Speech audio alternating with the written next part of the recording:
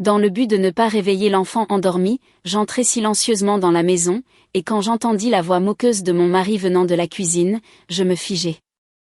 Mais ce que j'entendis ensuite renversa ma vie. Son secret exposé. Pour éviter de réveiller le nourrisson endormi dans mes bras, je pénétrai à pas de loup dans la maison. Entendant la voix moqueuse de mon mari venant de la cuisine, je me figeai. Mais ce que j'entendis ensuite renversa ma vie. Je montai avec précaution les marches du perron, serrant Marcel, âgé de 4 mois, contre ma poitrine. Il s'était enfin endormi après une épuisante promenade d'1 heure dans le parc d'automne aux couleurs vives. Le bébé avait été agité tout le long du chemin, se tortillant dans sa poussette comme s'il pouvait sentir mon anxiété. Une anxiété que je tentais en vain de me cacher à moi-même. Ce n'est que lorsque je le pris dans mes bras et commençai à le bercer, fredonnant la même berceuse que ma grand-mère Marthe me chantait, que Marcel céda enfin. Il enfouit son petit nez dans mon cou, et sa respiration devint régulière et profonde. La maison héritée de ma grand-mère m'accueillit avec le silence et l'odeur du ragoût de bœuf maintenant froid. J'avais préparé ce matin-là pour qu'il nous dure 2 jours, sachant que je n'aurais pas l'énergie de cuisiner plus tard. Après l'accouchement, tout était plus difficile. Tellement plus difficile. La porte d'entrée grinça d'une manière traîtreusement forte, et je restai parfaitement immobile, écoutant pour voir si Marcel se réveillerait. Mais le bébé se blottit seulement plus près de moi, poussant un doux soupir dans son sommeil, et je poussai un soupir de soulagement. Une voix masculine étouffée s'échappa de la cuisine. Victor était apparemment au téléphone. J'étais sur le point de me diriger vers la chambre pour mettre le bébé dans son berceau quand je perçus un ton moqueur dans la voix de mon mari qui me fit défaillir. « Oui, je comprends.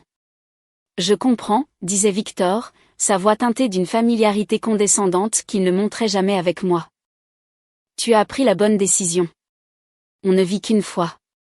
Tu ne devrais pas la gaspiller avec des pleurnichards. » Je m'arrêtai dans le couloir, n'osant pas faire un pas de plus. Les vieux parquets auraient pu trahir ma présence, et quelque chose me disait que je devais écouter. Mon cœur battait la chamade dans ma poitrine, et je tenais Marcel plus fermement, terrifié que le battement de mon pouls ne le réveille. Honnêtement, je suis dans une situation assez similaire, continua Victor, sa voix résonnant de la franchise brutale d'un homme qui croit que personne n'écoute. Le gamin hurle jour et nuit comme s'il était assassiné. Et ma femme s'est transformée. Eh bien, tu sais, après l'accouchement, elle est devenue si large que ça fait peur de la regarder. Et elle se plaint constamment. Son dos lui fait mal, sa tête lui fait mal, elle n'a pas assez de lait. Et en quoi est-ce ma faute? Je travaille comme un chien. Je ramène l'argent. Et quand je rentre à la maison, je veux juste me détendre, pas écouter comment tout lui fait mal. Un frisson glacial parcourut tout mon corps. Marcel bougea, et je commençai à le bercer automatiquement, sans jamais cesser d'écouter. Tu sais, quand j'ai regardé tes documents, Victor parlait clairement à un parent ou une connaissance, et ce ton de confiance absolue était insupportable à entendre. J'ai tout de suite pensé, voilà un homme qui a du cran. Prendre un prêt immobilier massif et utiliser la moitié du condo de ta femme comme garantie. J'ai su instantanément que tu ne demandais pas l'argent pour une entreprise. Tu le voulais pour ta liberté, n'est-ce pas? Une pause. Je n'entendais que ma propre respiration haletante et le doux sifflement de mon fils. Bien sûr, je comprends. Victor rit. Tu dis que la tienne est jeune. Eh bien, c'est naturel. Un homme est encore dans la fleur de l'âge, et ici tu as une femme qui ne fait que se plaindre et râler. En plus, elle n'est qu'infirmière auxiliaire certifiée. Qu'est-ce qu'elle connaît au plaisir de vivre? Une épaisse couche de dégoût recouvrait la voix de Victor, me faisant frissonner. C'est mieux comme ça. Qu'elle rembourse le prêt maintenant. Toi, tu vas commencer une nouvelle vie avec la femme plus jeune. Je fermai les yeux, essayant de comprendre ce que j'entendais. Marc, mon beau-père, Marc. Victor parlait à mon beau-père qui était marié à ma mère depuis 8 ans. Le même Marc qui avait toujours été poli mais distant avec ma mère, comme s'il remplissait une obligation plutôt que de vivre avec une femme qu'il aimait. Et maintenant, ce Marc avait contracté un prêt et Victor avait été impliqué d'une manière ou d'une autre, l'aidant à obtenir l'approbation de la banque. Ma mère était celle qui travaillait comme infirmière auxiliaire. Je te le dis comme un frère. La voix de Victor tomba dans un murmure conspirateur. Je ne supporte pas ma belle-mère. Je ne l'ai pas aimée dès le premier jour. Toujours à fourrer son nez avec ses conseils quand Laure et moi avons emménagé ensemble, me disant de prendre soin de sa fille, d'être attentionnée. Et qu'est-ce qu'elle est ? Une aide-soignante qui chauffe une chaise pour un salaire minimum. Mais elle se prend vraiment pour quelqu'un d'important. Alors si elle doit partager le coût de ce prêt avec toi maintenant, je suis juste content qu'elle apprenne sa place. Mes jambes cédèrent. Je m'appuyai contre le mur, essayant de ne pas faire de bruit. Marcel bougea, et je le serrai plus fort contre moi, effleurant ses doux cheveux de mes lèvres, inhalant cette douce odeur de bébé qui me calmait toujours. Je te comprends mieux que quiconque, continua Victor. Parce que je suis exactement dans la même situation, sauf que pour l'instant, je dois tenir bon. Tu vois, cette maison où nous vivons. Je l'avais eue de ma grand-mère. Elle est à mon nom. Et pour l'instant, je n'ai nulle part où aller, et financièrement, il n'est pas logique de partir. Je travaille à la banque. Je monte les échelons. Dans 1 an ou 2, j'atteindrai un poste de directeur. Alors je quitterai cette femme grosse et son gamin. J'achèterai ma propre maison, trouverai une femme normale qui prend soin d'elle et ne se transforme pas en une masse informe après l'accouchement. Les mots me frappèrent comme des gifles. Grosse, poids mort. Je regardais le visage endormi de Marcel, ses joues potelées, ses petites mains qui agrippaient mon doigt même dans son sommeil. Je ne pouvais pas croire que Victor, le père de cet enfant, venait de le qualifier de poids mort, qu'il prévoyait de nous abandonner, qu'il ne faisait que jouer le jeu, attendant le bon moment. Oui, bien sûr. Je comprends tout, disait Victor. Tu as bien fait de faire le pas maintenant. Moi, par contre, je dois attendre, mais ce n'est pas grave. Le temps passe vite. L'important est de tenir bon. Les femmes sont comme ça. Elles commencent à pleurer, à essayer de te faire pitié. Mais souviens-toi d'une chose. Tu as le droit d'être heureux, d'avoir une vie normale avec quelqu'un qui te valorise, pas avec quelqu'un qui est devenu un fardeau. Je me décollai lentement du mur. Mes jambes tremblaient, mais je me forçai à avancer en silence total, ne faisant presque aucun bruit en montant les escaliers vers la chambre du premier étage. Là, je posai délicatement Marcel dans son berceau, le couvris de la couverture chaude que ma mère avait tricotée avant la naissance, et m'assis sur le bord du lit, fixant le mur d'un air absent. Maman.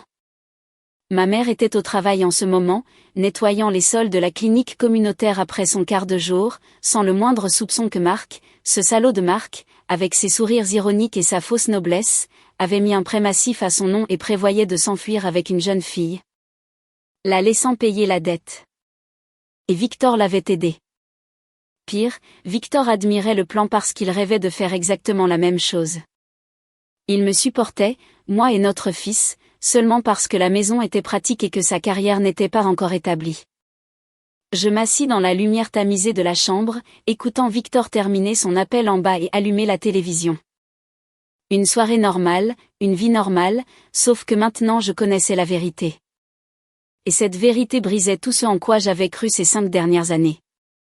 J'avais rencontré Victor quand je travaillais dans la comptabilité pour une entreprise de construction. Il était attirant, confiant, bien éduqué et avait un poste prometteur dans une banque d'affaires. Il m'avait courtisé sans relâche, m'avait acheté des fleurs, m'avait emmené dans des cafés, m'avait couverte de compliments.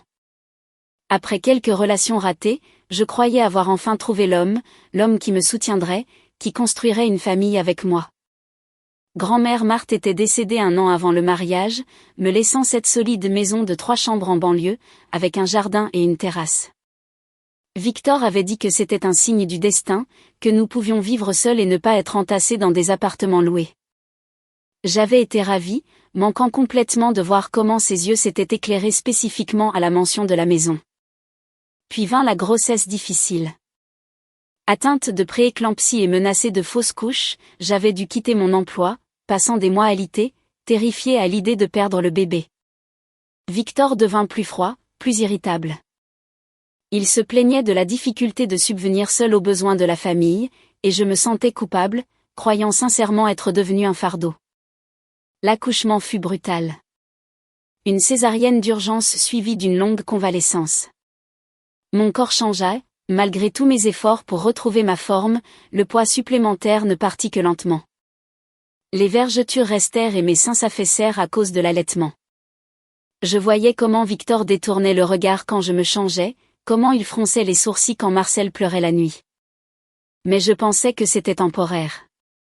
Je pensais qu'il fallait juste que nous endurions un peu plus longtemps et que tout s'arrangerait.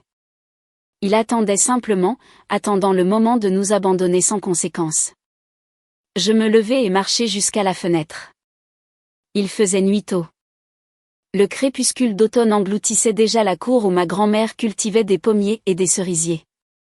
Maintenant, les arbres étaient nus, leurs branches se balançant dans le vent comme pour annoncer l'hiver à venir. En bas, la porte arrière claqua. Victor était apparemment sorti sur le porche pour fumer. Il avait arrêté de fumer il y a 3 ans. Mais après la naissance de Marcel, il avait recommencé, affirmant que ses nerfs ne le supportaient plus. Je pris mon téléphone. Appeler maman. Mais que lui dirais-je? Comment expliquer à sa mère que son mari la trompait depuis 8 ans? Qu'il venait de contracter un prêt frauduleux à son nom et qu'il prévoyait de s'enfuir. Et que mon propre mari, le gendre qu'elle pensait fiable et décent, non seulement le savait, mais avait contribué à le rendre possible. Qu'il avait appelé son propre bébé un poids mort. Non, je ne pouvais pas appeler tout de suite. Je devais réfléchir. Je devais trouver ma prochaine étape. Je m'assis par terre à côté du berceau de Marcel et posai ma main sur son dos, le sentant monter et descendre au rythme de sa respiration. Mon garçon, mon fils, que son propre père appelait un poids mort, et qu'il prévoyait de jeter. Quelque chose en moi, quelque chose qui pendant des mois s'était docilement plié sous le poids écrasant de mes circonstances, se redressa soudainement. Quelque chose de dur et de froid dont je n'avais pas soupçonné l'existence en moi. Si Victor pensait que j'allais attendre tranquillement qu'il nous jette, il se trompait. S'il pensait que je laisserais Marc détruire la vie de ma mère, il se trompait lourdement. Je ne savais pas encore exactement comment j'allais faire, mais je savais une chose avec une certitude absolue. Tous les deux regretteraient profondément de m'avoir prise pour une faible. Ils regretteraient d'avoir pensé qu'une femme grosse avec un bébé ne pouvait pas se défendre. Ils paieraient. Je ne dormis pas de la nuit. Je restai allongé à côté de Victor, qui ronflait paisiblement, occupant les 3/4 du matelas, et je rejouais la conversation entendue dans mon esprit. Chaque mot était gravé dans ma mémoire avec une clarté agonisante. Marcel se réveilla 2 fois, à minuit et à 4 heures du matin. Je le nourrissais, fixant l'obscurité où un plan prenait lentement forme. Au matin, Victor se leva à son heure habituelle, se rasa et enfila son costume parfaitement repassé. J'avais toujours veillé à ce que ses chemises soient impeccables. Maintenant, cette pensée me semblait une blague amère. Il but son café dans la cuisine sans même me regarder et partit travailler, lançant un désinvolte, « Je serai en retard ce soir. » Réunion, par-dessus son épaule. J'acquiesçai, tenant Marcel. Dès que sa voiture disparut au tournant, je pris mon téléphone et composai le numéro de ma mère. Laure, chérie. La voix de ma mère semblait épuisée mais chaleureuse. Comment vas-tu? Comment va le petit? Maman, il faut qu'on se voie. C'est urgent.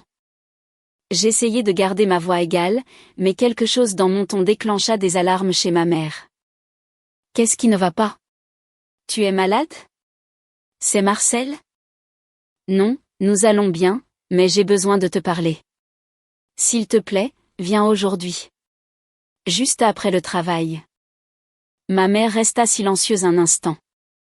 D'accord, je finis à 3 heures. Je serai chez toi vers 4 heures. Je plaçai Marcel dans son parc où il commença avec enthousiasme à frapper les jouets suspendus, et m'assis à la table de la cuisine avec un carnet. J'écrivis tout ce dont je me souvenais de la conversation de la nuit précédente.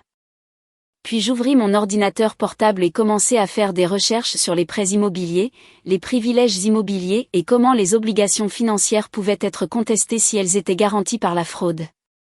Mon téléphone sonna vers midi. C'était un numéro inconnu. Laure. Une voix de femme sembla hésitante. C'est Valérie. Tu te souviens de moi?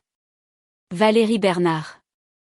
Nous avions fait des études ensemble et travaillé dans la même entreprise jusqu'à ce que Valérie parte pour un poste de juriste d'entreprise. Nous ne nous étions pas parlé depuis environ 3 ans, nous contentant occasionnellement de « liker » les publications de l'une et de l'autre sur les réseaux sociaux. Bien sûr, je me souviens de toi. Je me redressai sur ma chaise. Tout va bien? Eh bien, c'est gênant, mais... Valérie chercha ses mots. Je travaille comme avocate dans une banque d'affaires maintenant. Hier, une demande de prêt est arrivée sur mon bureau pour examen. Tu comprends? C'était au nom de ta mère. Je me souviens de son nom de jeune fille, Dubois. Ça correspond au tien. Nous étions de bonnes amies, alors ça m'a interpellée. Elle était inscrite sur l'acte de propriété utilisé comme garantie. J'ai pensé que ce n'était peut-être pas mes affaires, mais le montant est énorme et quelque chose clochait. Est-ce que ta mère sait qu'il y a un prêt à son nom garanti par sa moitié de l'appartement?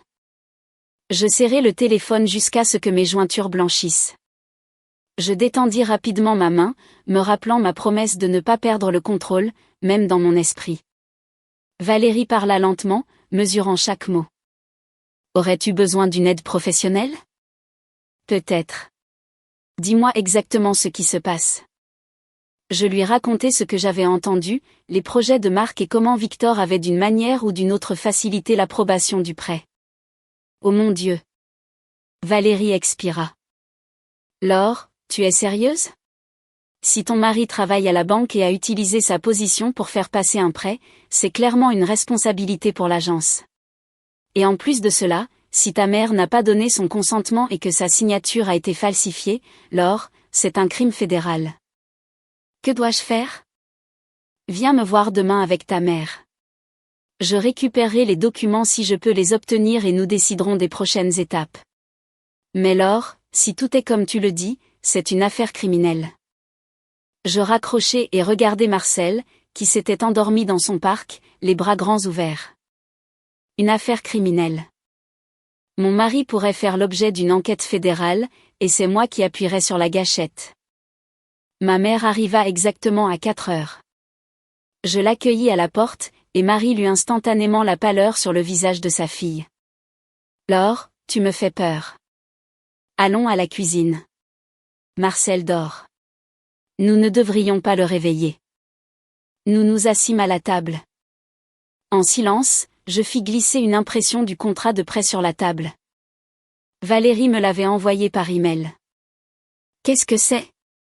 Ma mère prit les papiers. Tandis qu'elle lisait, je la regardais, ses yeux s'écarquillaient de choc. Je n'ai pas signé ça. Laure, jamais. Marc ne m'a jamais parlé d'un prêt. Maman, la nuit dernière, j'ai accidentellement surpris Victor au téléphone. Il parlait à Marc, dis-je, ma voix basse mais inébranlable. Marc a contracté ce prêt. Il prévoit de te quitter pour une femme plus jeune, et tu vas te retrouver à payer la dette. Ma mère me fixa. Des larmes débordèrent de ses paupières, coulant sur son visage et tombant sur le contrat, brouillant l'encre. Mais comment? Comment a-t-il pu falsifier ma signature? Je n'ai rien signé. Maman. Il a eu accès à tes documents. Tu m'as dit toi-même qu'il t'avait aidé à trier des papiers l'année dernière, tu te souviens? Tu l'as même remercié d'être si serviable. Ma mère enfouit son visage dans ses mains, ses épaules tremblant violemment. Je me levai, enlaçai ma mère et posai ma joue contre sa tête. Maman, ne pleure pas. Nous allons nous en sortir. Et Victor? Marie leva les yeux, son visage mouillé de larmes. Il savait? Il ne savait pas seulement. Il a aidé Marc à obtenir le prêt. Il a utilisé sa position à la banque. Ma mère me regarda avec une telle horreur pure. C'était comme si le sol s'était ouvert sous ses pieds. Mais pourquoi? Pourquoi ferait-il ça? Parce qu'il te déteste, maman.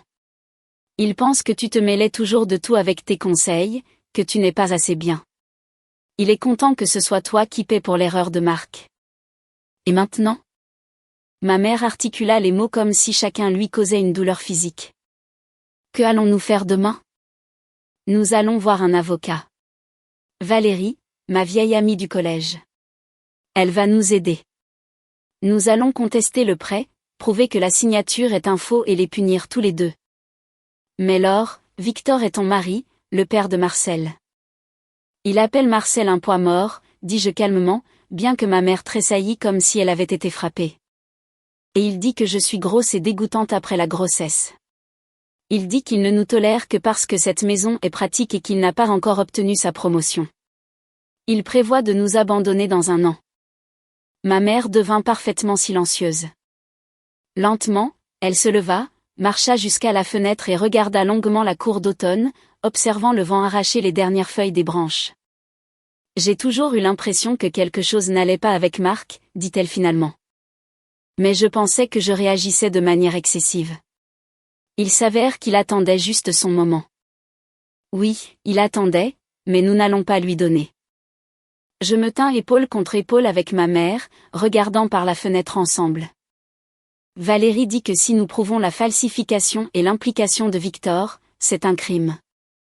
Tu veux mettre ton mari en prison? Je veux te protéger, toi, moi et Marcel. Le bureau de Valérie se trouvait dans un vieux bâtiment en briques du centre-ville. Les escaliers gémissaient sous nos pieds, et la peinture s'écaillait dans les couloirs, mais le bureau lui-même était impeccable. Il sentait le café et le papier, et par la fenêtre, nous pouvions entendre le roucoulement des pigeons sur le rebord.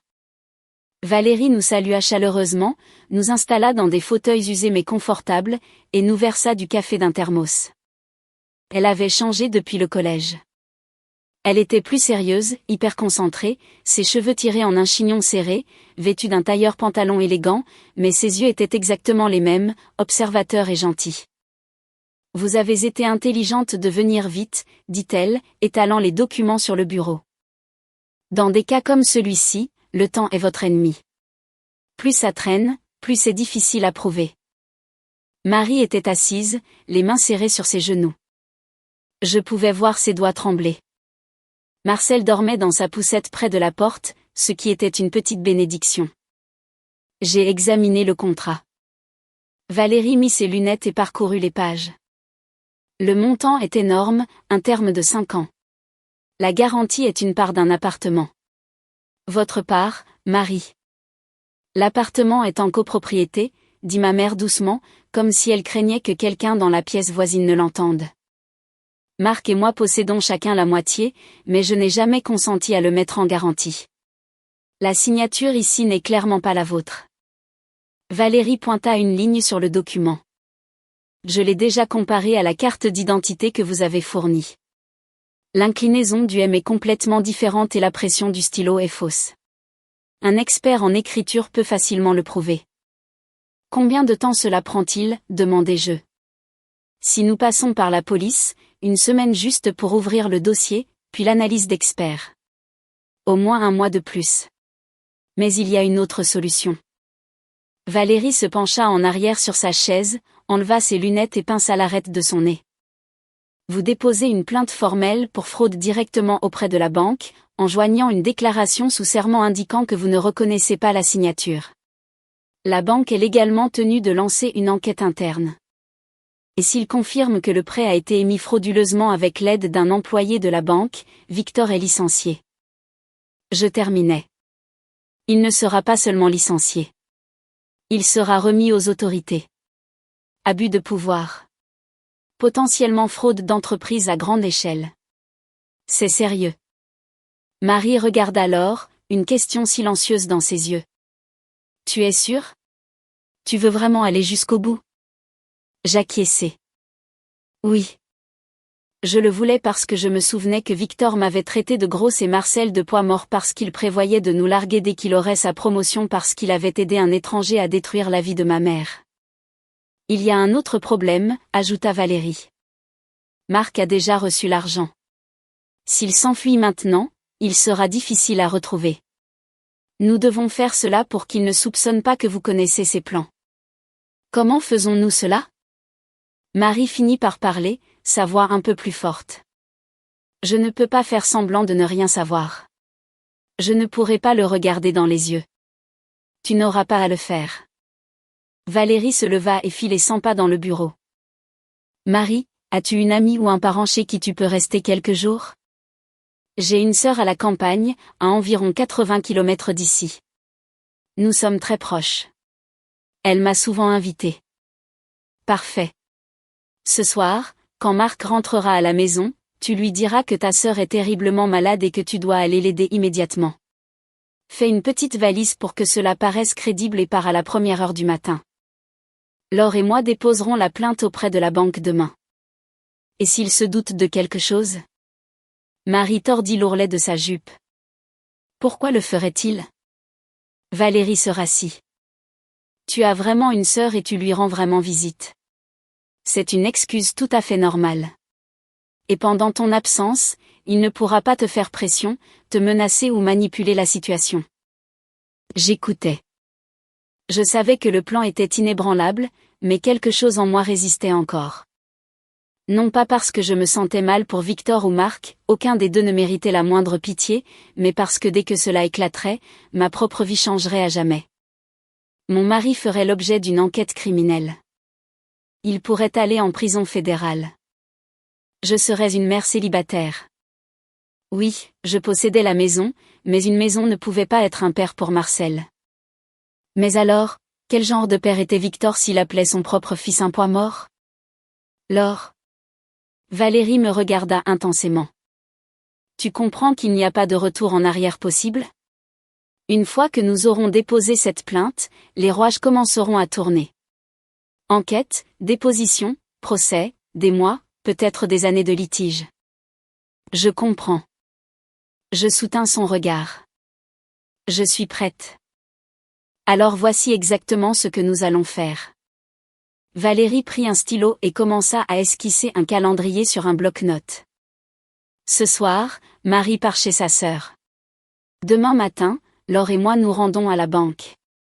J'agirai en tant que votre conseil juridique et aiderai à rédiger la plainte. Nous la soumettons officiellement et demandons une enquête immédiate. La banque a 3 jours pour répondre. Pendant ce temps, ils gèleront tous les documents liés au prêt, convoqueront Marc pour un entretien, lanceront l'enquête interne et interrogeront Victor. Et si Victor essaie de supprimer des emails ou de cacher des preuves, demandai-je. Il n'aura pas la chance. Dès que la plainte atteindra la direction, son accès à ce dossier est verrouillé et toutes les communications serveurs sont archivées. S'il a envoyé un message à Marc sur son email professionnel ou le système de chat interne, tout sera révélé. Soudain, Marie commença à pleurer en silence. Les larmes coulaient sur son visage, et elle n'essaya même pas de les essuyer. 8 ans, murmura-t-elle. J'ai vécu avec un homme pendant 8 ans qui attendait juste le bon moment pour me trahir. Comment ai-je pu être si aveugle? Je m'approchai et enlaçai ma mère. Marie se pencha contre moi comme un enfant. Maman, ce n'est pas ta faute. C'était un bon menteur. Ni l'une ni l'autre ne l'avons vu, mais tu le vois maintenant. Marie leva la tête et me regarda dans les yeux. Tu as trouvé la force de te battre, et tout ce que je fais, c'est pleurer. Tu as le droit de pleurer, dit Valérie doucement. Mais ensuite, tu vas te reprendre et aller chez tes sœurs parce que ta fille a raison. Nous allons gagner. Mais seulement si nous travaillons en équipe. Il faisait déjà nuit quand nous quittâmes le bureau. Tu sais, dit ma mère, j'ai toujours pensé que tu étais trop douce, que tu étais facile à blesser, facile à briser, mais je te regarde maintenant, et tu es plus forte que je ne l'ai jamais été. Je ne suis pas plus forte, maman. J'ai juste une raison de me battre. Je regardais Marcel dans sa poussette. Pour lui, pour toi. Pour nous. Nous rentrâmes chez ma mère. Elle devait faire ses valises pour le voyage chez ses sœurs.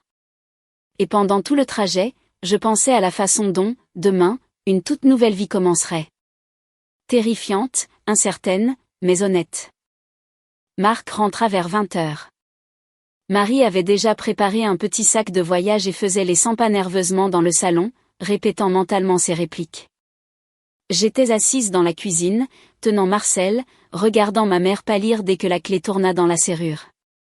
Marie, je suis rentrée. La voix de Marc semblait tout à fait normale, peut-être avec un soupçon de fatigue, comme si aucune trahison n'était en cours. Il entra dans le salon, posa sa mallette sur le canapé, et seulement alors me remarqua. « Oh, Laure est là. Comment va mon petit-fils, il grandit ?» Je forçai quelque chose qui ressemblait à un sourire, bien que mon estomac se tordît de répulsion, en regardant cet homme d'apparence respectable avec des cheveux poivre et cils parfaitement coiffés. Il avait toujours semblé si solide, si fiable. Quelqu'un en qui on pouvait avoir confiance.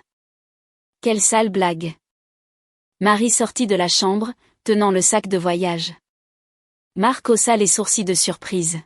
« Où vas-tu ? » « Ma sœur a appelé, » dit Marie, fixant un poing sur le mur juste au-delà de son épaule. Je pouvais voir à quel point la posture de ma mère était rigide. Elle ne va pas bien. Quelque chose avec son cœur. Le médecin dit que c'est grave, qu'elle a besoin de soins 24 heures sur 24. Je vais rester chez elle quelques jours. Marc fronça les sourcils. Marie, il est tard. Pars juste demain matin. Je ne peux pas attendre. Elle est seule à la campagne. Ses voisins sont tous âgés. Il n'y a personne pour l'aider. J'ai déjà commandé un VTC. Il sera là d'une minute à l'autre. Marc se tut. Je perçus un éclair de quelque chose dans ses yeux. Ce n'était pas de l'inquiétude pour la santé de sa belle-sœur.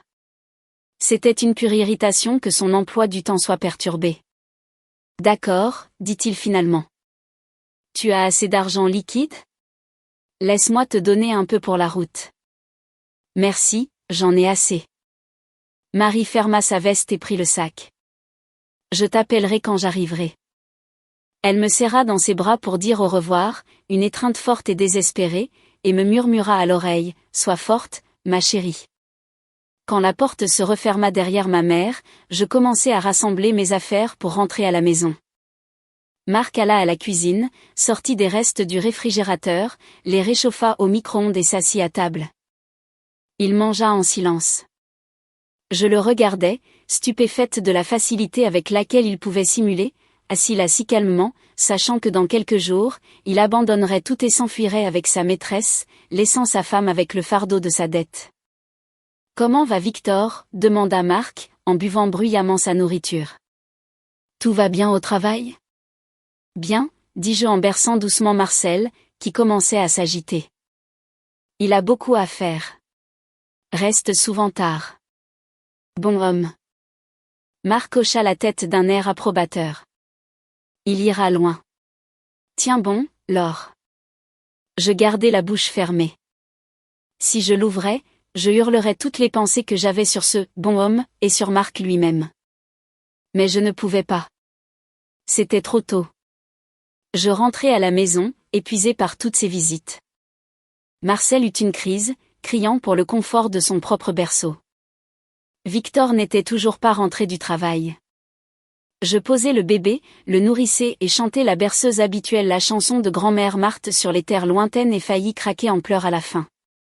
Victor rentra vers 23 heures. J'étais au lit, faisant semblant de dormir. Je l'écoutais traverser la maison, ouvrir le réfrigérateur, se verser un verre et allumer la télévision dans le salon. Une nuit normale, la vie ordinaire d'un homme qui ignorait que tout son monde allait s'effondrer le matin. Dans mon esprit, je comparais les deux hommes de cette soirée. Ils étaient faits du même moule. Le matin, je me levai tôt, nourrissais Marcel et mis ma meilleure robe, une robe fourreau bleu marine foncé et conservatrice, celle que je portais pour les entretiens d'embauche dans ma vie d'avant. Avant la grossesse, elle ne m'allait plus aussi bien qu'avant. Elle était serrée autour des hanches maintenant, mais elle commandait toujours le respect. Je me maquilla, me coiffa, et quand Victor descendit pour le petit déjeuner, il marqua une pause d'une fraction de seconde, me regardant de haut en bas. « Où vas-tu tout habillé ? » demanda-t-il, en versant son café. « Voir Valérie, tu te souviens ? Nous avons fait des études ensemble. Elle est avocate maintenant. Je veux lui demander de mettre la maison au nom de Marcel pour l'avenir. » Victor hocha la tête, visiblement désintéressé. La maison était à mon nom, et pour l'instant, cela lui convenait parfaitement. C'est logique. Arrange ça. Il partit le premier. J'emballa la poussette de Marcel, le sac à couche, les biberons, les vêtements supplémentaires, les jouets. La maternité m'avait appris à traiter chaque sortie comme une opération militaire tactique. Valérie m'attendait devant la banque d'affaires, debout près de l'entrée dans un tailleur pantalon gris élégant, tenant une mallette. Me voyant avec la poussette, elle hocha fermement la tête. Prête ? Prête. À l'intérieur, la banque était glaciale et distinctement institutionnelle. Sol en marbre, plafond voûté, caissiers en blouses blanches identiques debout derrière les comptoirs. Elle sentait l'air conditionné recyclé et le papier. L'odeur déclencha une vague de légère nausée en moi, soit à cause des nerfs, soit à cause du souvenir des jours où je travaillais dans un endroit similaire. Valérie se dirigea vers le guichet d'accueil et demanda le chef du service des prêts avec qui elle avait pris rendez-vous. Nous fûmes escortés au premier étage dans un bureau d'angle où un homme d'une 50aine d'années aux yeux fatigués et au regard perçant était assis derrière un énorme bureau en chêne. Mathieu Dubois, se présenta-t-il, nous serrant la main. Asseyez-vous. Que puis-je faire pour vous ? Valérie sortit un épais dossier de sa mallette et le posa carrément sur le bureau. Ma cliente, Laure Martin, et sa mère, Marie Dubois, sont ici pour déposer une plainte formelle pour fraude concernant un prêt émis par cette agence. La posture de Dubois se raidit. Il tira le dossier plus près et commença à le feuilleter. Expliquez les détails. Il y a 3 jours, cette banque a émis un prêt hypothécaire massif. L'emprunteur enregistré est Marc Leclerc, le mari de Marie Dubois. Cependant, la signature appartenant à Marie Dubois, qui est copropriétaire du bien utilisé comme garantie, est entièrement falsifiée. Elle n'a jamais consenti ni à l'hypothèque ni au prêt. De plus, nous avons des raisons substantielles de croire qu'un agent de crédit employé dans cette agence a activement facilité l'approbation de ce prêt frauduleux à des fins personnelles. Dubois cessa de feuilleter les pages. Il leva les yeux et je vis ses traits se durcir. Un employé de banque. Avez-vous des preuves ? Mon mari travaille ici. Je pris la parole pour la première fois et ma voix était plus stable que je n'aurais jamais pu l'anticiper.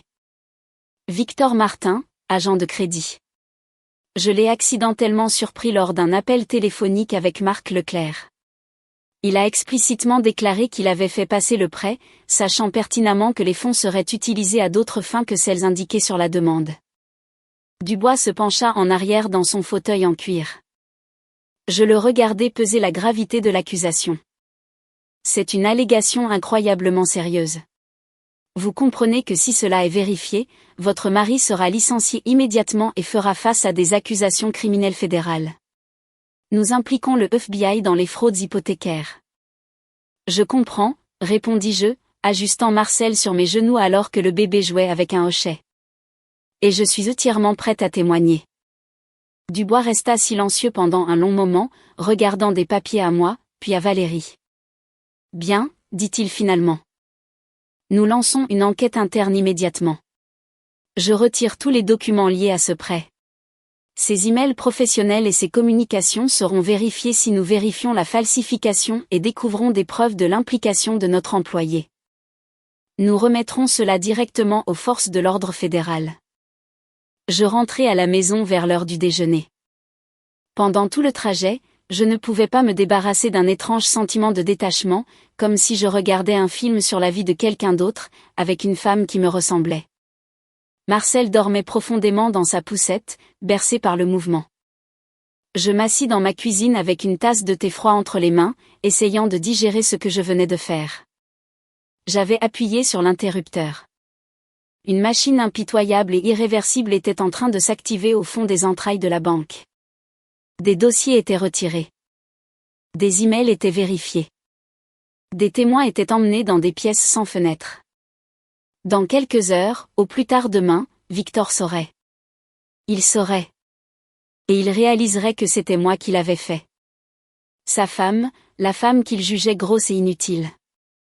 La femme qu'il prévoyait de jeter comme une ordure, avait porté le premier coup. Mon téléphone sonna vers 15 heures.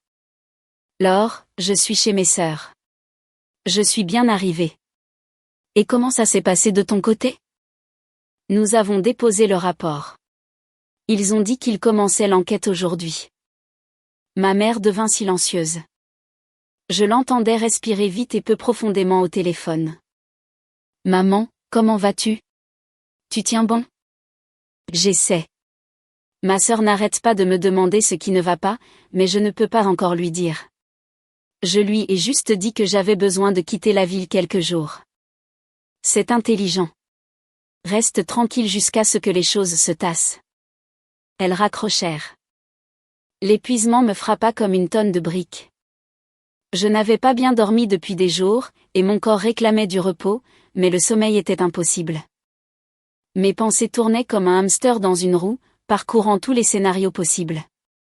Victor rentra plus tôt que d'habitude, vers 18h. Un seul regard à son visage, et je sus exactement ce qui s'était passé. Il était blanc comme un linge, ses lèvres pressées en une ligne fine et tranchante. Il entra dans la cuisine où je nourrissais Marcel et ne dit même pas bonjour. « As-tu quelque chose à me dire ?» demanda-t-il, sa voix vibrant d'une rage à peine contenue. Je nettoyai lentement la bouche de Marcel avec une serviette. Ce n'est qu'alors que je levai les yeux vers mon mari. « À propos de quoi ? Ne fais pas l'idiote. » Victor fit un pas en avant. Je pouvais voir ses mains trembler. « Ne joue pas avec moi. Dubois m'a traîné dans son bureau aujourd'hui. Il m'a interrogé pendant 2 heures sur le prêt de Leclerc, sur mon implication. Il m'a demandé si je savais que Leclerc était mon beau-père. Il a demandé si je savais que la signature de sa femme était falsifiée. « Et qu'est-ce que tu lui as dit ?» demandai-je, ma voix montant. Surpris, Marcel commença à pleurer. « Je lui ai dit la vérité », cria Victor par-dessus les pleurs du bébé. « Que j'ai aidé le gars à faire passer ses papiers parce que le dossier était propre. Je l'ai examiné moi-même. La signature de la femme était là. Les tampons de notaire étaient là. Tout était en règle. Comment diable aurais-je pu savoir qu'il l'avait falsifié ? Mais tu savais. » Je me levai et commençai à bercer Marcel dans mes bras. « Tu l'as dit toi-même au téléphone. Tu as dit que tu savais exactement à quoi il avait besoin de l'argent. Tu l'as traité de vrai homme pour avoir eu le courage de quitter sa femme. » Victor se figea. Il me regarda et je vis son expression passer de la fureur à une réalisation soudaine, puis à l'horreur absolue. « Tu écoutais aux portes. Je suis rentré de ma promenade et j'ai entendu ton appel. Le même appel où tu m'as traité de grosse. Où tu as appelé ton propre fils un poids mort, où tu as dit que tu ne nous supportais que pour avoir un toit sur la tête. » Victor devint encore plus pâle. Je savais qu'il rejouait chaque mot qu'il avait dit, réalisant soudainement exactement comment il sonnait à voix haute. « Laure, ce n'est pas ce que tu crois. J'étais juste d'accord avec le gars. Il se défoulait sur sa vie. Et moi ? Tu as dit la vérité. Je le coupais. La vérité que tu me cachais depuis des mois. Tu me détestes. Tu détestes notre fils. Tu attends juste ton heure jusqu'à ce que tu puisses nous larguer, n'est-ce pas ? » Il essaya de se rapprocher, mais je fis un pas en arrière. « Laure, je suis juste stressée, d'accord ? La pression au travail est insensée. Les chiffres, les quotas, et je rentre à la maison et le bébé hurle et tu te promènes toujours l'air misérable. Parce que je fais tout toute seule. » Je ne criais pas, mais chaque mot claquait comme un fouet. Parce que tu rentres à la maison et tu enfouis ton visage dans ton téléphone ou tu allumes la télévision. Je ne t'ai jamais demandé de te lever au milieu de la nuit quand Marcel pleurait. Je ne t'ai jamais demandé de le promener pour que je puisse dormir 1 heure parce que je savais que tu dirais non. Tu dirais que tu étais trop fatigué par le travail. Alors quoi maintenant ? Victor s'effondra sur une chaise et enfouit sa tête dans ses mains. Tu as décidé de me détruire, de me dénoncer à la direction pour qu'il me licencie, pour que je me retrouve devant un juge fédéral. J'ai protégé ma mère. Je berçais Marcel, qui s'était calmé et s'endormait contre mon épaule. Ton ami Marc a contracté un prêt massif qu'elle n'a jamais demandé. Il a falsifié sa signature et prévoyait de s'enfuir, la laissant payer l'hypothèque. Et tu l'as aidé à le faire. Tu es un complice de fraude. Je ne savais pas que la signature était fausse, cria Victor.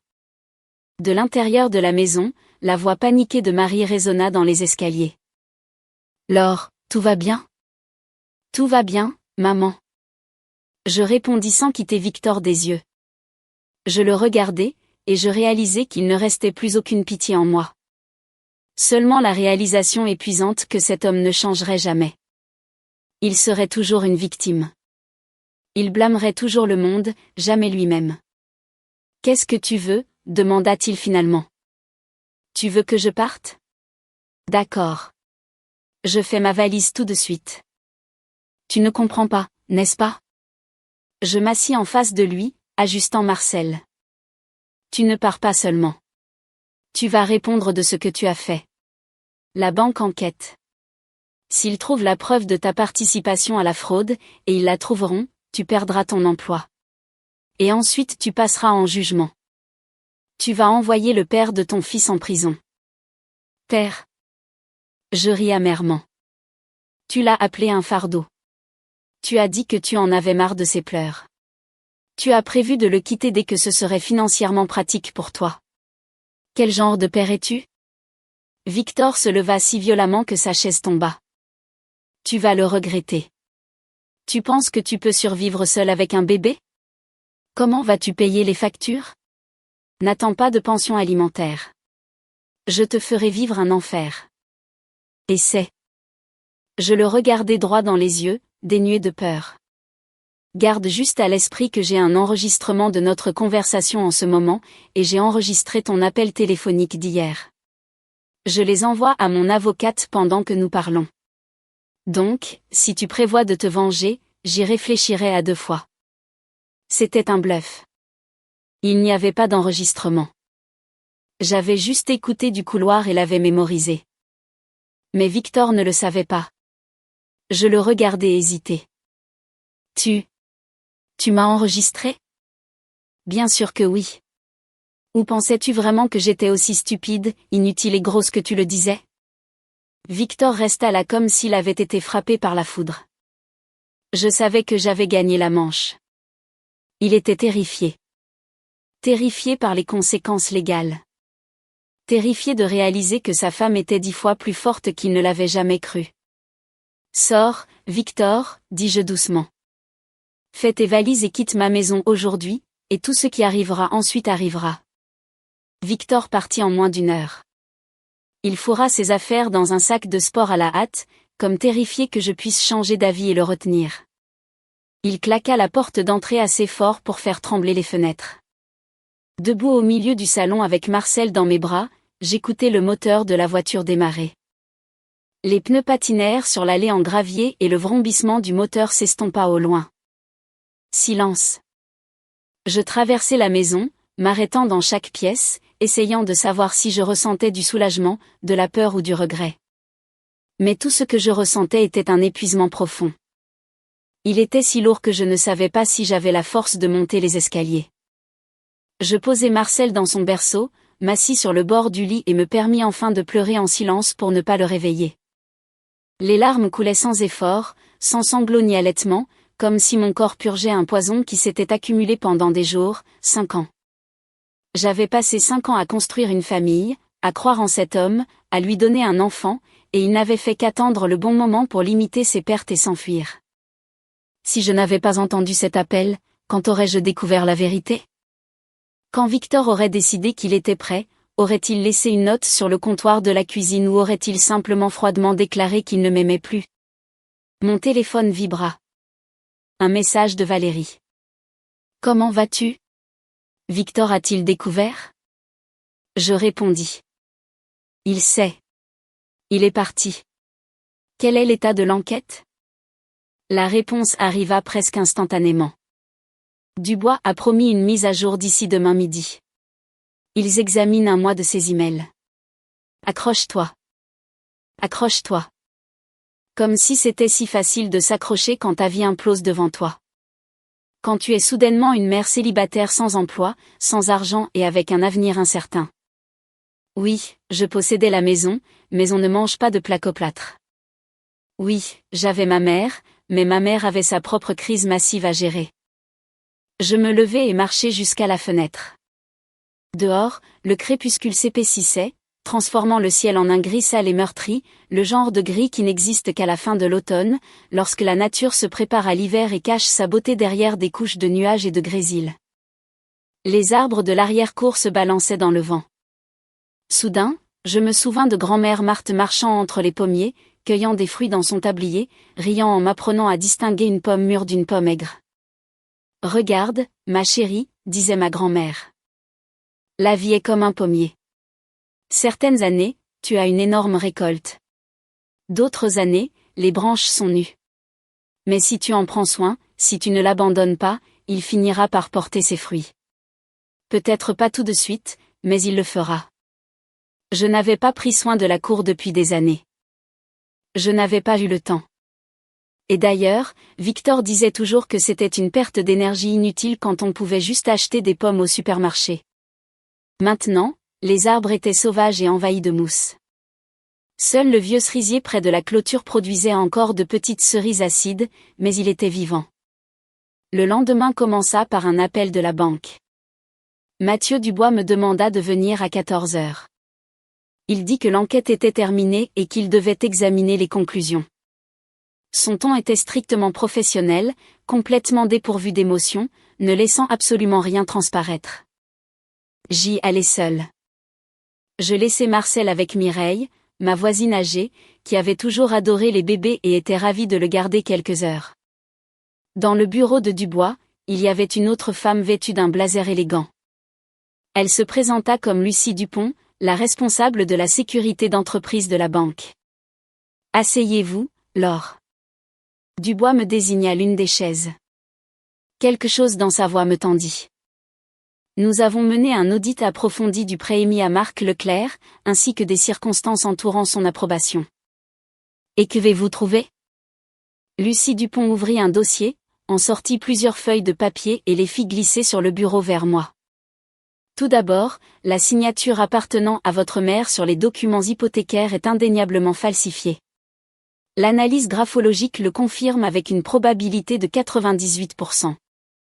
Deuxièmement, votre mari, Victor Martin, a accéléré l'approbation de ce prêt, bien que la procédure d'exploitation standard pour ce montant de dollars exige une diligence accrue.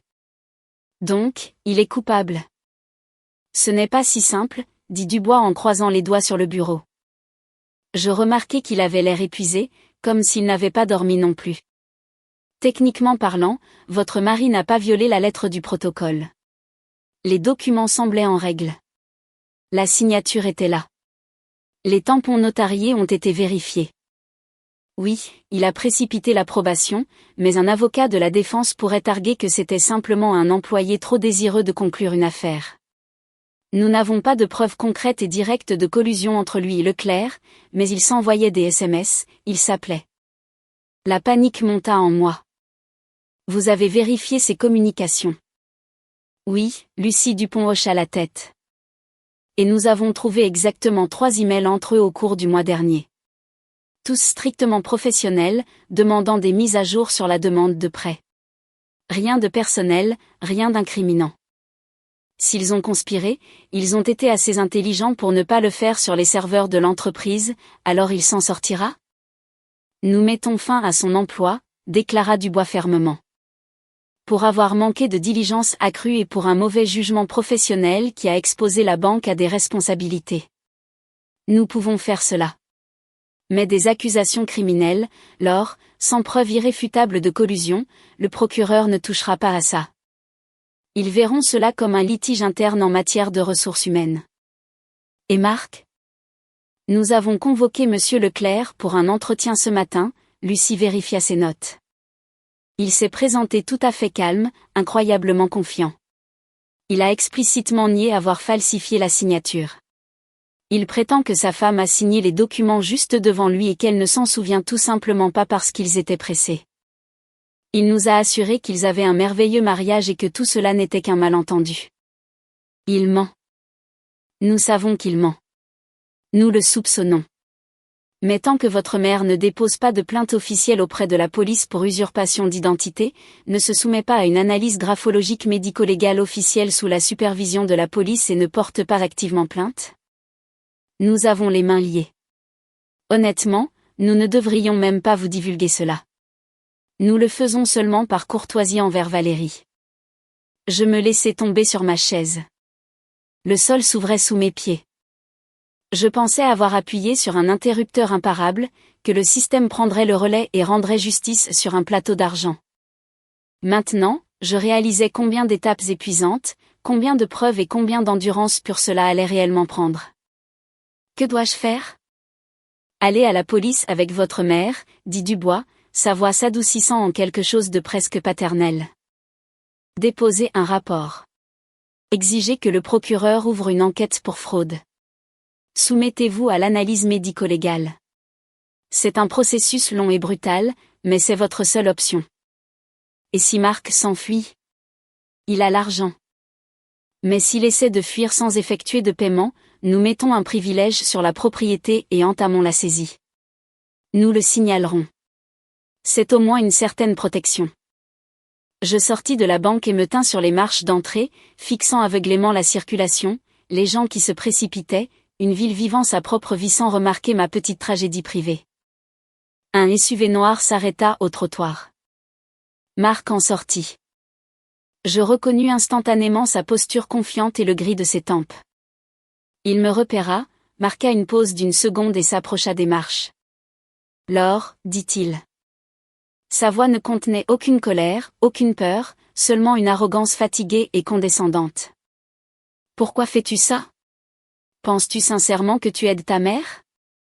Tu ne fais qu'aggraver les choses. » Recule, Marc, dis-je, gardant ma voix basse mais ferme. Écoute-moi. Il fit un pas de plus et l'odeur doucereuse de son eau de Cologne me frappa. Je peux arranger tout ça.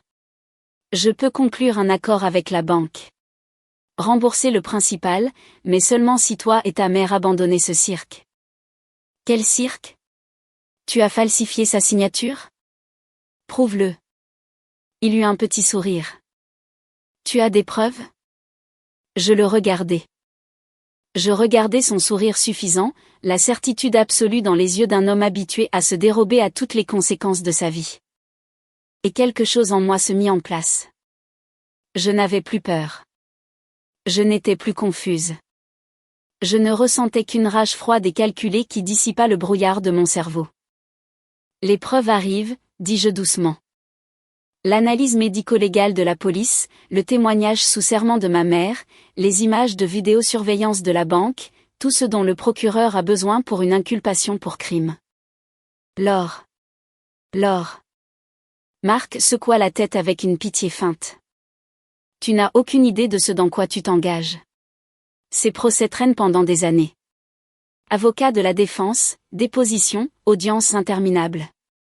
Tu as un bébé sur la hanche. Tu es fauché. Ton mari t'a quitté. Tu penses vraiment que tu peux gérer ça ? Puis-je ? Je pense que oui. Marc sortit une cigarette de sa poche, l'alluma et souffla la fumée dans l'air frais de l'après-midi. Tu sais ce que je vais faire ? Je vais embaucher un avocat de la défense redoutable qui prouvera que ta mère a bien signé ses papiers et a simplement oublié. Tu sais comment c'est à son âge. La mémoire commence à faiblir. Et quand il prouvera cela, tu seras accusé de diffamation. Tu auras mis ton mari dans le collimateur pour rien. En parlant de Victor, c'est vraiment dommage. Bon gars, bel avenir, et tu as complètement détruit sa carrière.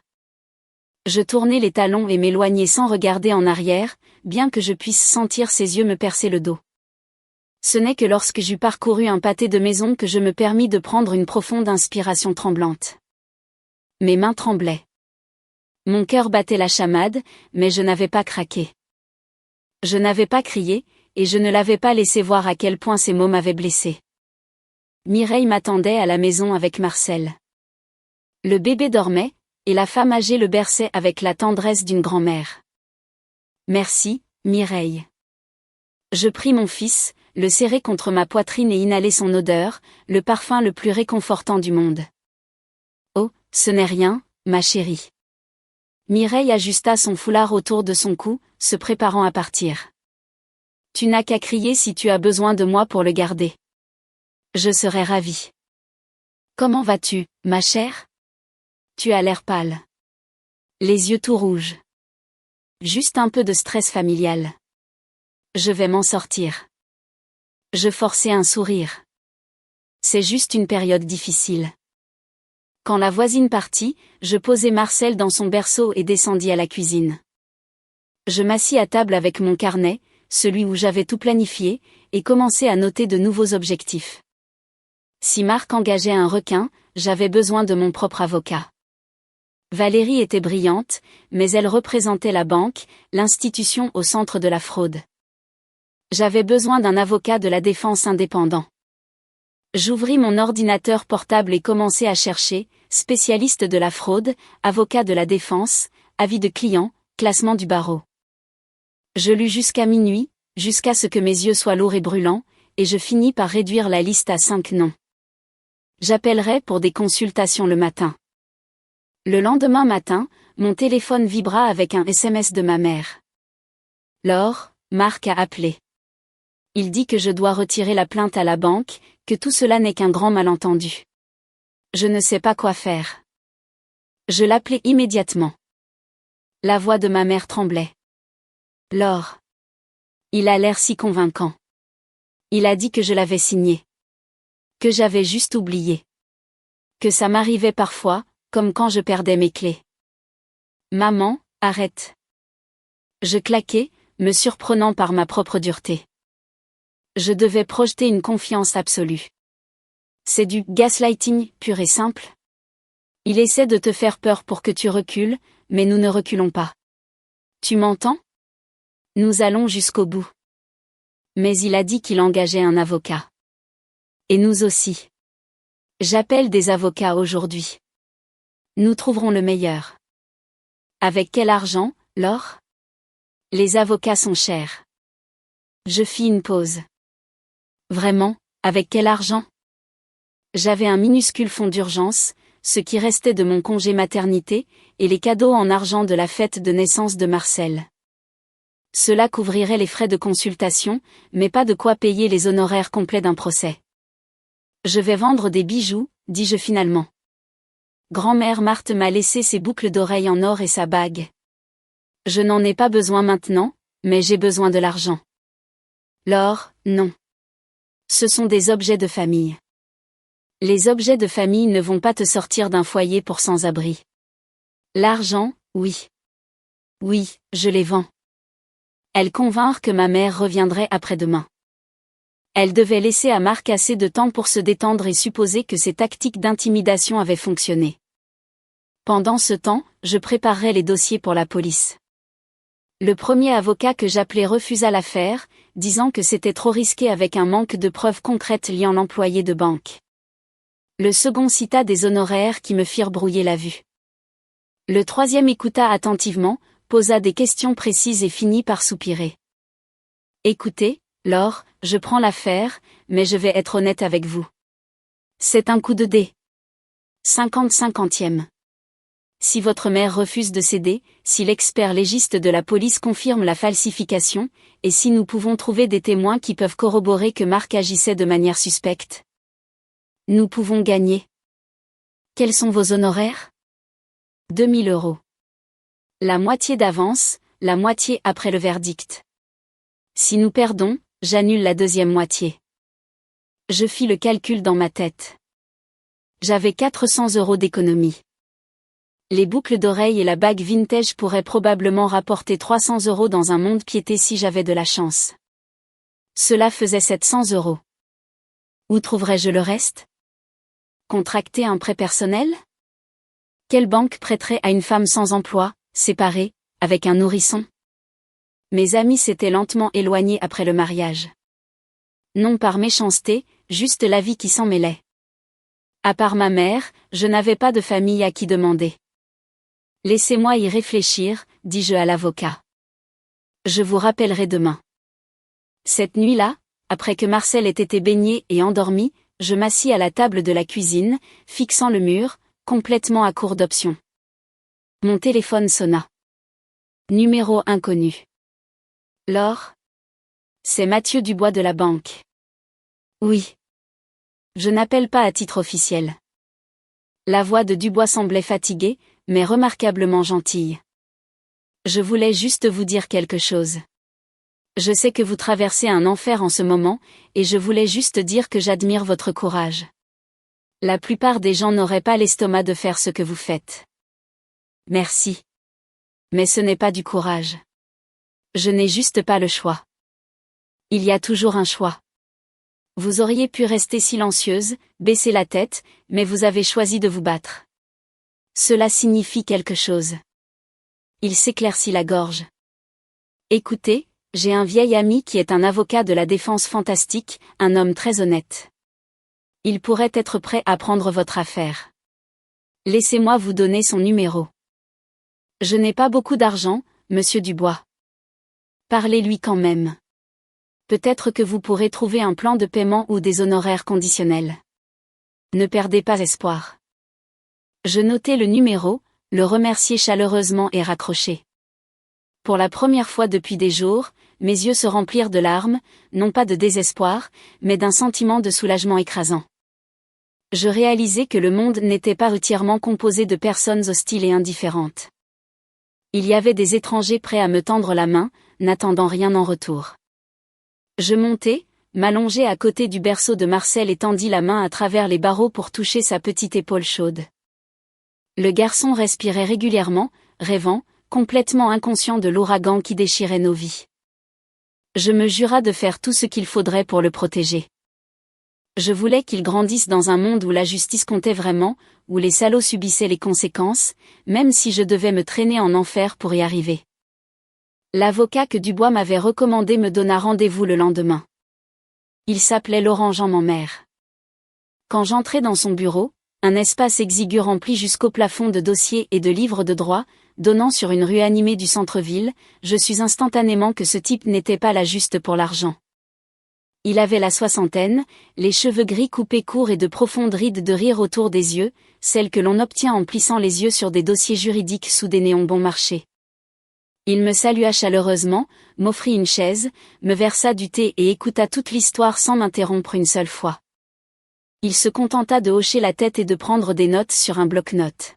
« Très bien, » dit Laurent quand j'eus fini, « la situation est difficile, mais elle est loin d'être désespérée.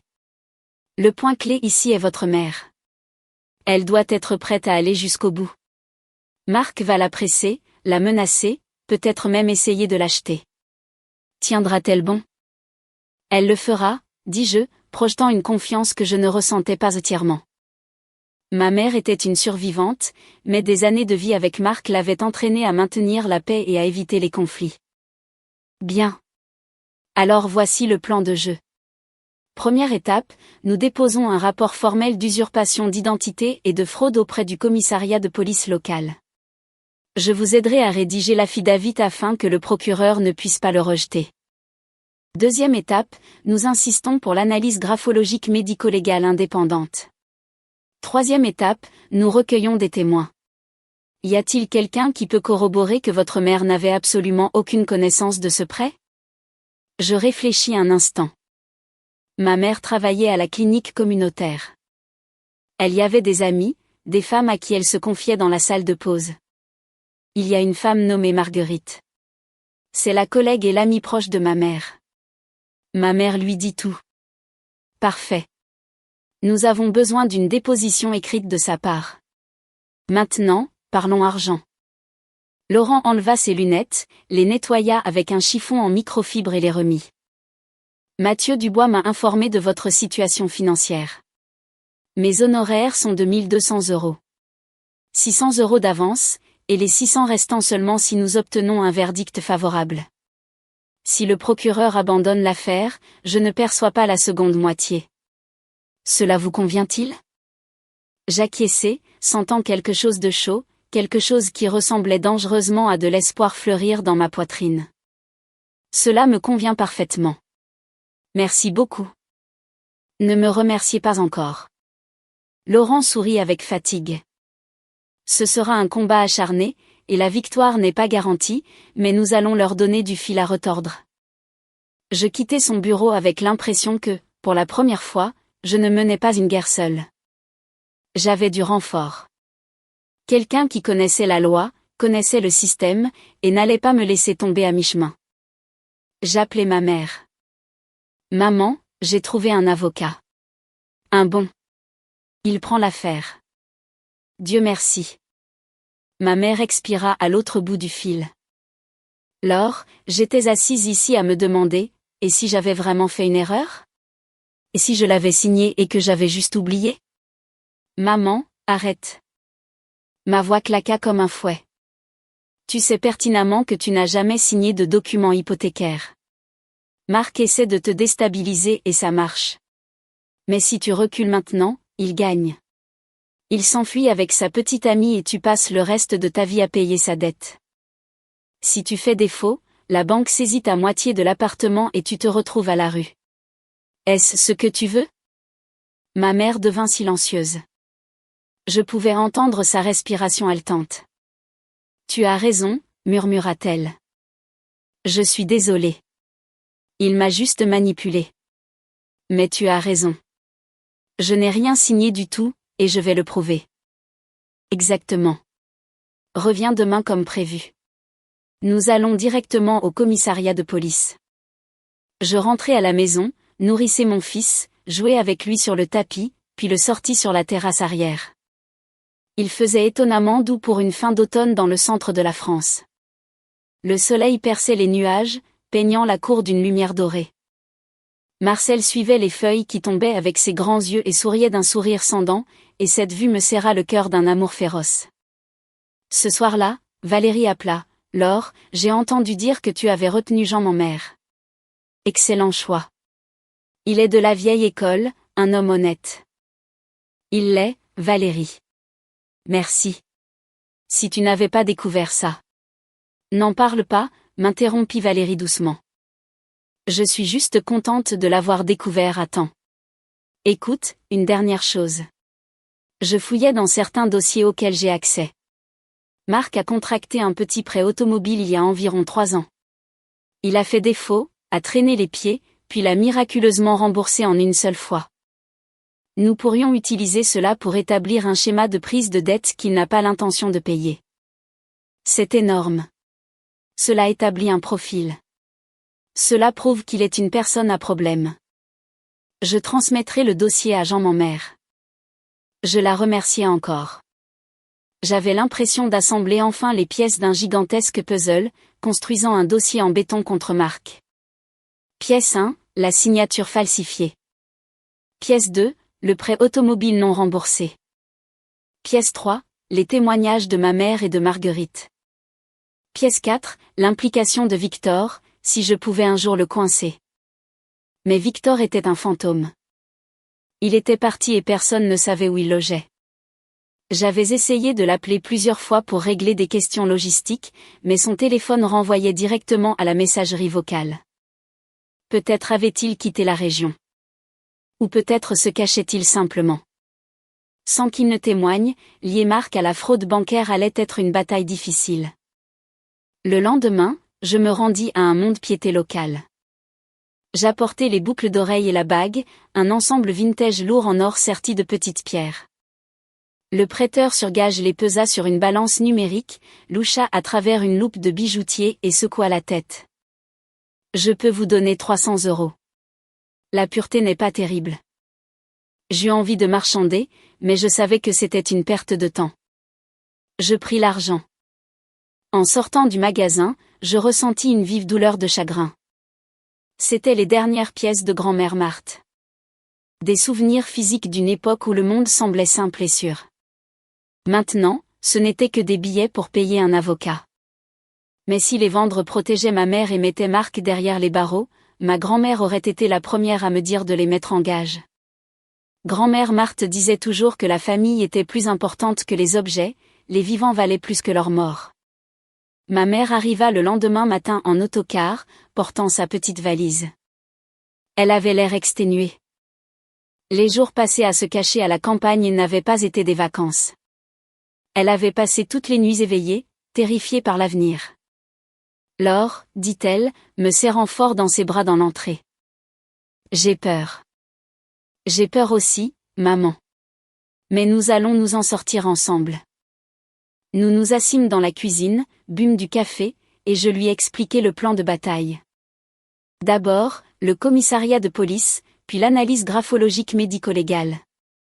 Enfin, faire témoigner Marguerite. Ma mère écouta, hochant lentement la tête, et la peur dans ses yeux commença à se transformer en détermination. Tu sais, dit Marie, fixant sa tasse. Toute ma vie, j'ai eu peur de faire des vagues.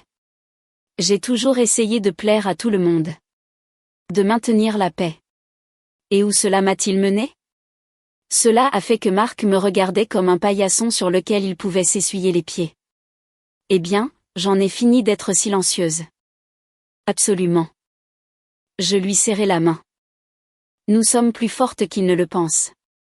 Cette nuit-là, tandis que Marie était à l'étage pour endormir Marcel, fredonnant la même berceuse qu'elle me chantait, la sonnette retentit.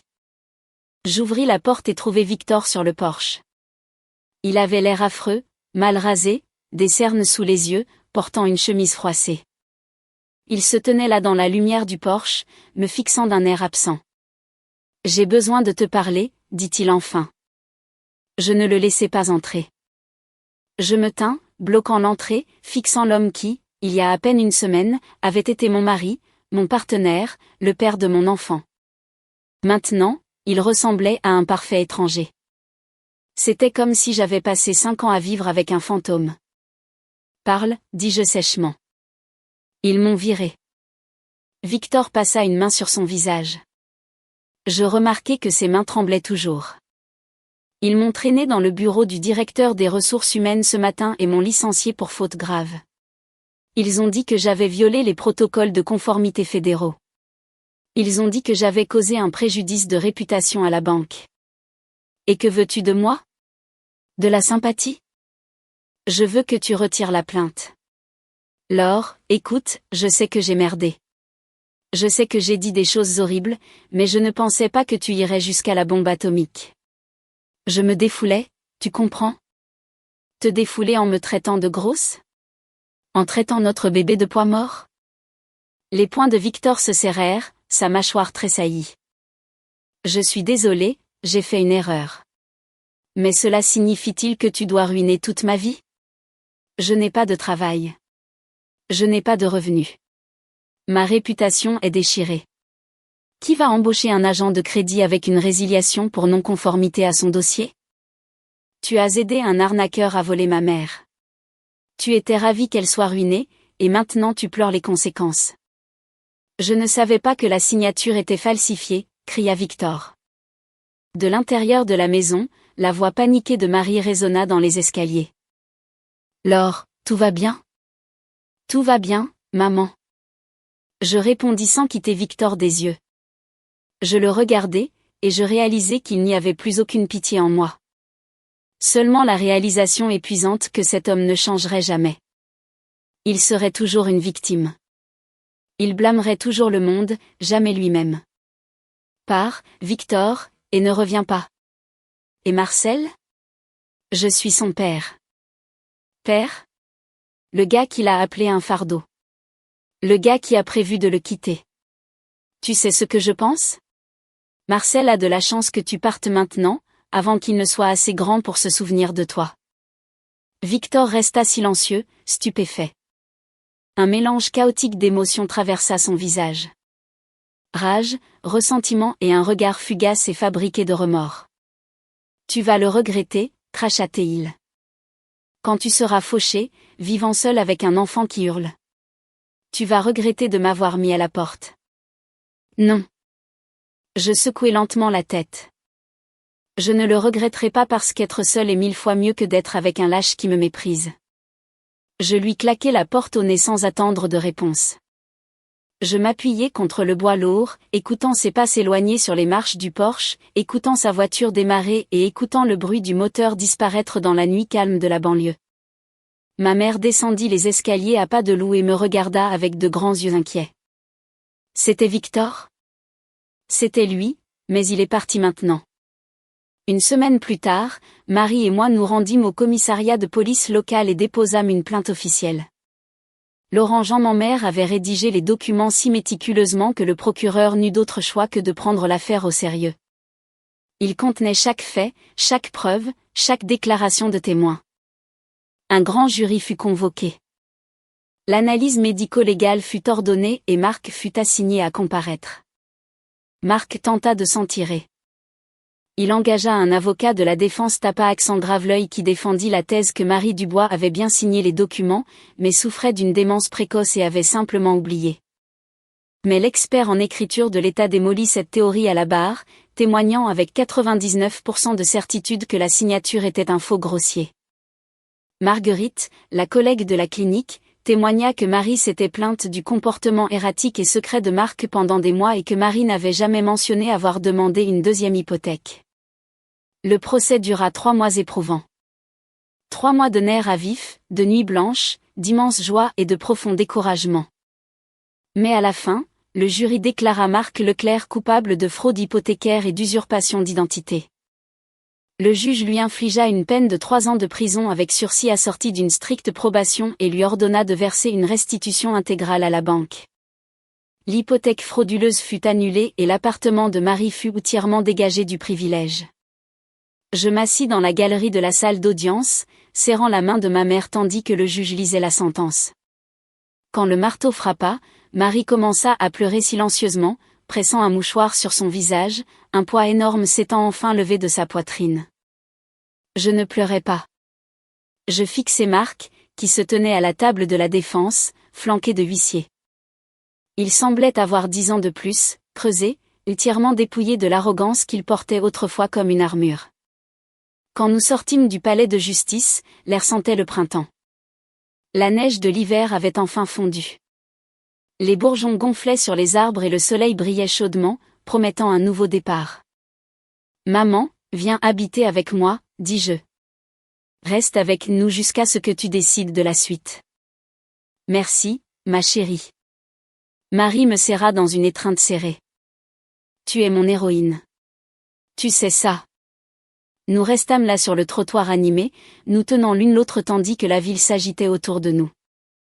Les navetteurs se pressaient, les voitures klaxonnaient à l'intersection, et les pigeons se disputaient des miettes de bagel devant une épicerie de quartier.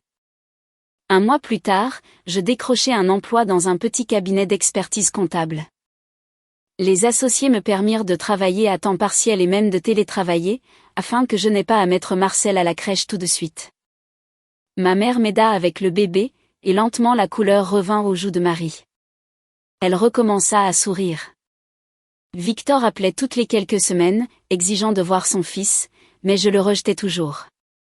Peut-être un jour, quand Marcel serait assez grand pour prendre ses propres décisions, je les laisserais se rencontrer. Mais pour l'instant, mon travail était de protéger mon fils d'un homme qui n'avait aucune idée de comment être un père. Un soir, après que Marcel se soit endormi et que ma mère lisait un roman de poche dans le salon, je sortis sur la terrasse arrière. Les pommiers de la cour étaient en pleine floraison, explosant de fleurs blanches et roses. L'air frais de la nuit sentait la pluie et l'espoir. Je m'approchai de la clôture rouillée, me tins à côté du vieux cerisier et levai les yeux vers les branches. J'avais traversé le feu. J'avais survécu à la trahison, au chagrin et à la terreur pure. Et je n'avais pas craqué. Et ce n'était que le début. Le début d'une vie où je déciderais qui entrerait chez moi.